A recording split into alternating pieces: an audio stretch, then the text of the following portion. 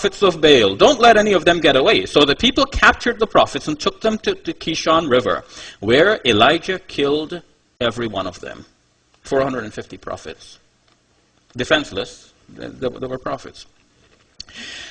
Elisha was the successor of Elijah, and all of the Spirit of God that was there with Elijah was actually conferred onto Elisha. Elisha was actually a great worker of miracles. Some of the miracles that are attributed to Jesus in the New Testament are somewhat, in some small way, rivaled by Elisha, because Elisha also raised a dead person back to life. 2 Kings chapter 2, verses 23 to 24. Again, thinking about religious tolerance, we heard about no freedom in Saudi Arabia. Well, yes, of course, that is a problem, and Muslims shouldn't agree with that. We should actually promote freedom and democracy. That, to me, is in line with Quranic teaching. And what they do in Saudi Arabia, I don't need to defend. There are, just as Dave was saying, there are good Christians and bad Christians.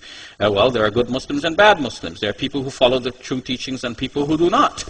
And it is interesting that Dave, in speaking about Muslim activities, would blame all of the activities of Muslims on the Quran, but then in speaking of the fact, as he has documented in his own book, that Christians slaughtered so many Jews and fellow Christians and so on, he says, okay, those are not real Christians. Okay, so then let's be fair and do it the same way for both books.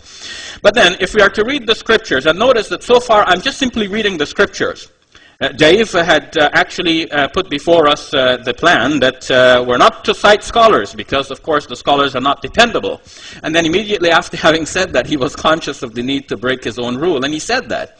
And then if one listens carefully, one would see that throughout his speech, he actually continued to break his rule, even up to the end when he cited, I believe it was Paul, what was it, Wilson? What's the scholar that you cited, Dave? What was his name? Robert Wilson, yes. Yes, even up to towards the end of your speech. So it is clear then that to say one thing and announce it as an ideal is easy, but then to follow it might be actually very difficult. Well then, what does the Bible say that Elisha did? And we were looking at 2 Kings chapter 2, verses 23 to 24.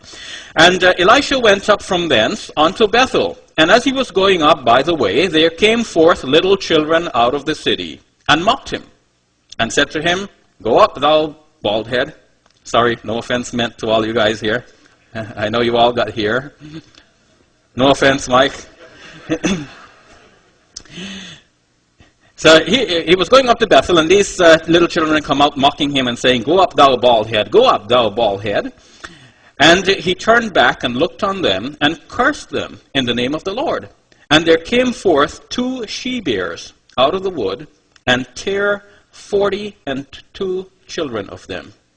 Tore up 42 children. It looks like God was in cooperation with Elijah to send the bears to maul these 32, how many were them? 42 children. Doesn't look very good. Of course, many Christians realize that, again, I said, let's look at the texts intertextually but also contextually. As Dave said, these texts were written by many people over a long stretch of time. How do we know what beliefs they had, what attitudes they had, how they grew up, what kinds of experiences they had? It is clear that Dave and I have 2 different experiences. And I can respect Dave, even though I disagree with what he says, because I can well imagine that if I had a similar set of life experiences as Dave had, I might have said the same things tonight that he said. And if we have that understanding, then we can appreciate and respect each other even though we have differences. But we should also be aware that the biblical writers, some of them writing 1,000, 2,000 years ago, not 1,000, definitely 2,000 years ago, they had a different set of experiences, and they wrote according to these experiences that they had. Some of them were inspired by God. They felt the power of God moving in them and inspiring them to write, and this is what they wrote. But that does not mean that this is definitive for what we are going to practice today. And most Christians have the better sense to not follow the passages the way they are described here. We can rise above that.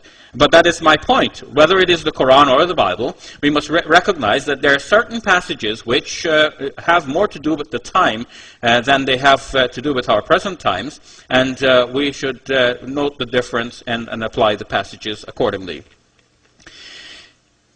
Women. One of the things that the Quran is being accused of in modern times is being anti-women. And the implication seems to be that, look, we have another book, the Bible, which is actually very good for women, and so we should reject the Quran and choose the Bible. Actually, my experience is quite the opposite. If one were to look, for example, at the story of Eve, in the Quran and in the Bible, one will see that in the Quran, Eve is not blamed anywhere for the sin of Adam. In fact, Adam is specifically blamed. And they are both said to have been, in a way, deceived by the devil. They're caused to, rather not both deceived. The devil caused both of them to slip from the garden in which they had their security. But the one who is singled out for blame in the Quran is Adam. In chapter 20, verse number 119, 120, it says, فَعَصَىٰ آدَمُ رَبَّهُ. Adam disobeyed his Lord. Of course, the story in the Quran is not one about original sin, but about original forgiveness, about an original lesson. The Quranic story tells us basically that when you sin, if you turn back to God, God will forgive you as He forgave our first parents. But in the Bible, of course, we know from Genesis chapter 3 that the woman was blamed. And Adam's fault was that he listened to his wife and took the fruit and ate it from her. And that is followed through in the New Testament. 1 Corinthians chapter 11, verses number 3 to 10. Let me start with verse number 11. A woman must quietly receive instruction with entire submissiveness. But I do not allow a woman to teach or... Actually, hold on, I've mixed up my quotes here. So, this is actually 1 Timothy chapter 2, verse 11. A woman must quietly receive instruction with entire submissiveness, but I do not allow a woman to teach or exercise authority over a man, but to remain quiet. For it was Adam who was first created, and then Eve. And it was not Adam who was deceived, but the woman, being deceived, fell into transgression. But women will be preserved through the bearing of children if they continue in faith and love and sanctity with self-restraint. 1 Timothy chapter 2, verses number 11 forward. I find that text a little bit puzzling because I thought the general plan was that everybody gets saved by the fact that Jesus died for our sins. It seems that this passage is pointing out that women have a very different plan of salvation. Women will be saved through childbearing. But what is equally troubling is the idea that the man was not deceived. It was the woman who was deceived. And when we think back about the Samson story, it was Delilah who betrays him. And when one thinks back about all of the stories in the Bible, one finds that Sarah and Delilah, and it looks like women are always being painted in a bad light in the Bible, or should we say mostly painted in a bad light. We must ask why this is so. But I found it equally disturbing that Dave actually cited this passage with great ease. He has no problem with saying that it wasn't the man who was deceived, it was the woman who was deceived. And of course, women have been blamed for all of the ills of men. Somebody said that's why they're called women, you know, woe to men. Anyway, that's...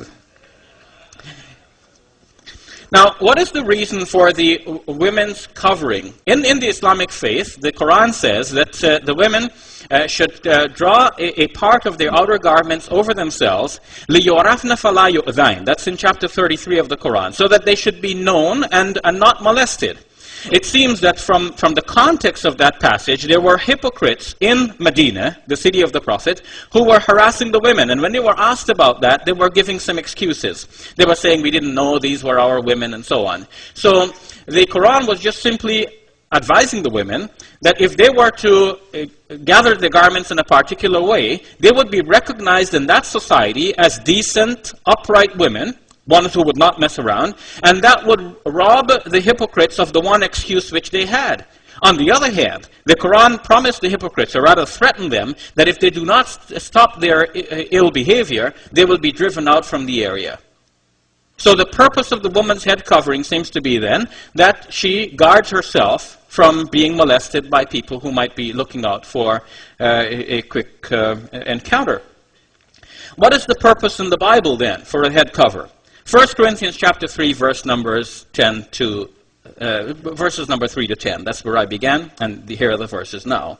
Paul writes and says, "But I want you to understand that Christ is the head of every woman, and the man is the head of a woman, And God is the head of Christ. Every man who has something on his head while praying or prophesying disgraces his head. But every woman who has her head uncovered